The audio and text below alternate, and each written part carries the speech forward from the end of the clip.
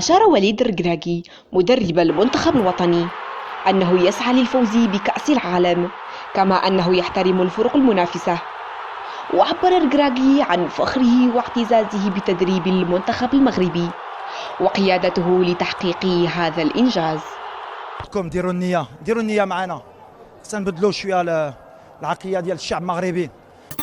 وعاد المنتخب الوطني إلى تحضير لمباراة إسبانيا برسم ثمن نهائي مونديال قطر 2022، بعدما استفادت العناصر الوطنية من يوم راحة عقب مباراة كندا التي منحت المنتخب المغربي الصدارة ب7 نقاط، حيث خاض يوم السبت حصة تدريبية على أرضية ملعب الذحيل شارك فيها جميع اللاعبين المنادى عليهم.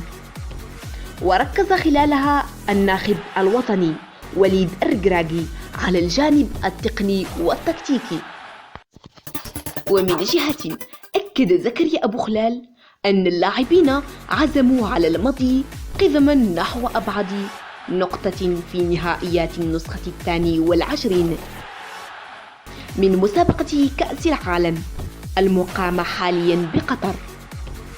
وقال أبو خلال: نعرف ما ينتظرنا خلال المباراة أمام المنتخب الإسباني، ستكون مواجهة صعبة على المنتخبين، وتابع: طموحنا لا يتوقف عند هذا الدور، نريد الذهاب إلى أبعد نقطة خاصة، أننا نملك كل الإمكانات، نحن نمثل العرب في المونديال، وسعيد بدعم الجماهير العربية التي توحدت لمساندتنا وننتظرها أمام إسبانيا.